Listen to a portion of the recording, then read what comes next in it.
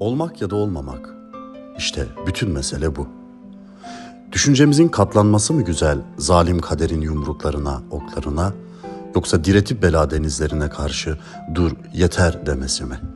Ölmek, uyumak sadece. Düşünün ki uyumakla yalnız bitebilir bütün acıları yüreğin çektiği bütün kahırlar insanoğlunun. Uyumak. Ama düş görebilirsin uykuda, o kötü. Çünkü ölüm uykularında sıyrıldığımız zaman yaşamak kaygısından ne düşler görebilir insan. Düşünmeli bunu. Bu düşüncedir uzun yaşamayı cehennem eden. Yoksa kim dayanabilir zamanın kırbacına, zorbanın kahrına, gururunun çiğnenmesine, sevgisinin kepaze edilmesine, kanunların bu kadar yavaş, yüzsüzlüğün bu kadar çabuk yürümesine? Kötülere kul olmasına iyi insanın bir bıçak saplayıp göğsüne kurtulmak varken kim ister bütün bunlara katlanmak?